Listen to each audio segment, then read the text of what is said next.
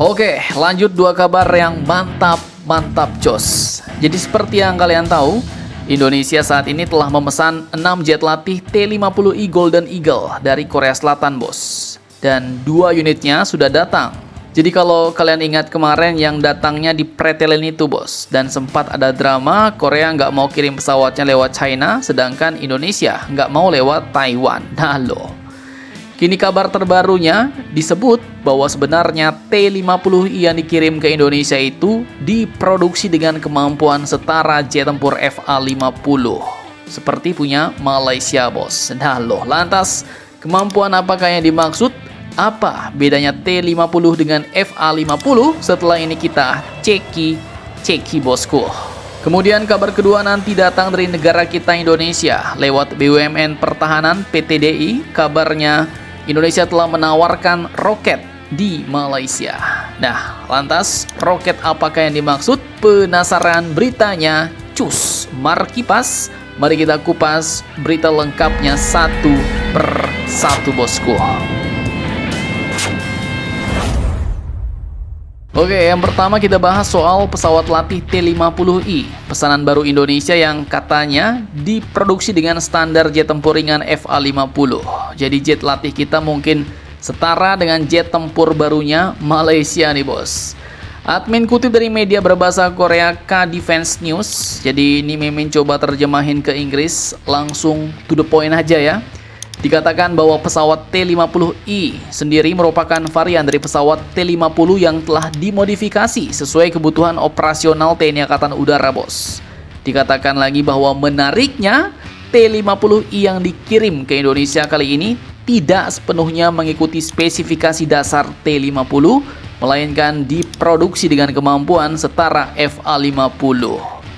Pesawat ini katanya dilengkapi dengan radar warning receiver atau RWR, sehingga dalam kondisi tertentu dapat digunakan untuk misi tempur dan memberikan fleksibilitas operasional yang lebih besar. Nah loh, jadi fitur tambahan ini membuat pesawat latih kita bisa ikut perang nih, bos. Dengan dipasangnya radar warning receiver atau RWR, artinya pesawat ini bisa deteksi radar musuh dan bisa memberi peringatan kalau di-lock oleh musuh, sehingga jet ini bisa atau berpotensi dipasangi senjata, radar yang lebih canggih, dan sistem tempur lainnya. Artinya ini bukan sekedar pesawat latihan lagi, bos, tapi sudah semi jet tempur. Dan kalaupun belum full FA-50, tapi karena katanya itu pesawat diproduksi setara FA-50, maka kemungkinan besar avioniknya lebih canggih dari T-50 yang lama. Kemudian wiring untuk senjata sudah disiapkan, bahkan hardpoint atau cantelan senjatanya mungkin juga sudah tersedia.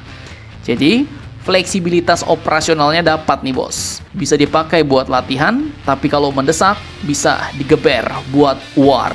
Nah, alasan kenapa Indonesia ambil versi setengah tempur ini ya mungkin untuk efisiensi latihan, bos. Jadi pilot tidak hanya belajar terbang-terbang doang, tapi juga melakukan simulasi tempur nyata langsung dengan jet tempur.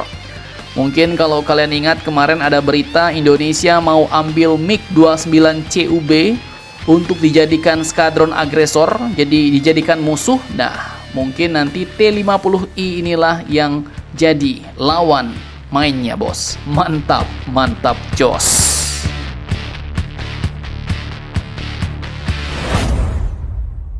Oke, lanjut kabar kedua. Jadi baru-baru ini Indonesia kembali ikut dalam ajang bergengsi pameran pertahanan di Malaysia, yaitu DSA 2026, Defense Service Asia.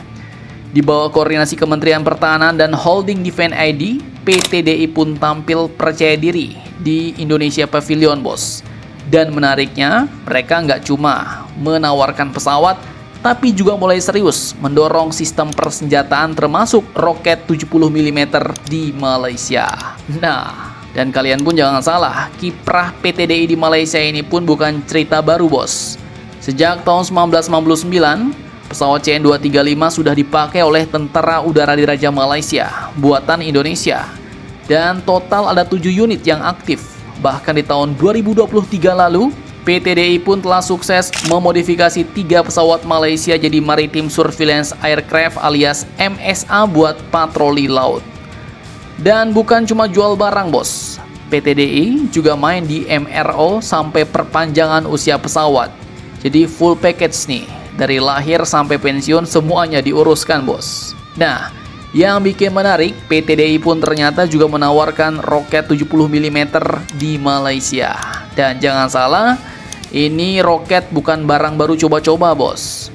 PT.DI ternyata sudah punya lisensi dari Force de Zeebrugge, sekarang Thales Belgium, untuk memproduksi roket sejak era 1985 sampai 1996. PT.DI bahkan sudah memproduksi lebih dari 43.000 roket dengan tingkat komponen dalam negeri mencapai 20-40%. Bahkan warheadnya bisa tembus 85% lokal. Dan kapasitas produksi PT.DI pun bukan kaleng-kaleng bos. 10.000 roket per tahun dan 5.000 warhead per tahun.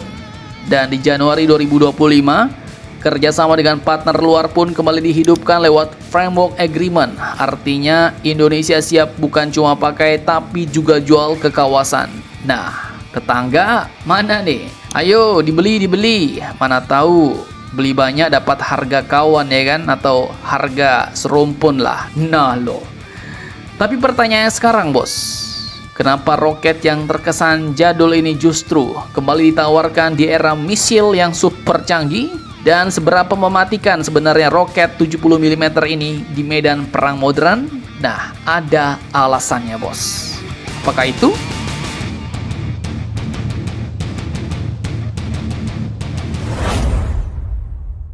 Oke, jadi kalian jangan salah, roket 70 mm buatan PT.DI ini bukan senjata sembarangan. Dikatakan, dia sudah terintegrasi ke banyak platform TNI, mulai dari helikopter seperti Fennec, Bell 412, sampai Super Puma. Bahkan pesawat tempur seperti F-16 dan Super Tucano juga bisa pakai roket ini bos. Artinya ya jelas fleksibel banget.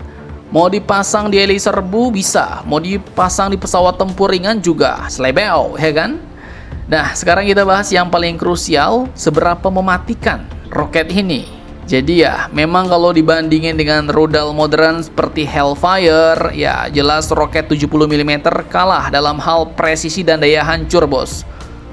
Rudal itu ibarat sniper, sekali tembak, dor, target spesifik langsung modar, ya kan? Sementara roket 70 mm itu ya lebih mirip shotgun bos. Sekali tembak bisa banyak, bisa menyapu area, cocok buat menghantam pasukan infanteri, kendaraan ringan atau target yang tersebar. Tapi justru disitulah keunggulannya bos. Soal harga, roket 70 mm ini jauh lebih murah. Dan dalam perang, efisiensi itu sangat penting bos. Dan nggak semua target layak dihancurkan pakai rudal mahal. Contoh, kemarin Mama Rika nembak balon udara China itu kan pakai rudal AIM-9X Sidewinder ya kan? Apa nggak rugi bandar tuh bos? Nah, kemudian masalah jumlah, pesawat bisa bawa puluhan roket. Tapi kalau rudal ya cuma bisa beberapa bos. Jadi untuk operasi intensitas tinggi, jelas roket lebih tahan lama. Kemudian jangan salah, sekarang roket juga bisa di-upgrade jadi lebih pintar, yaitu pakai sistem laser guidance. Jadi nggak sepenuhnya roket bodoh lagi bos. Dan yang paling penting, perang modern itu nggak selalu lawan tank canggih. Banyak konflik yang sekarang bersifat asimetris, lawan pasukan gerilya, kendaraan ringan, bahkan perahu kecil. Masa kan yang kayak gitu masih pakai rudal? Yo, amsyong bos. Dan inilah yang membuat roket 70 mm masih sangat relevan digunakan. Mantap, mantap, jos. Jadi bagaimana menurut kalian tentang hal ini? Jangan lupa komentar, tetaplah kalian barbar dan jangan santuy terus. Demi Indonesia tangguh, salam Indomax, Indo Magazines.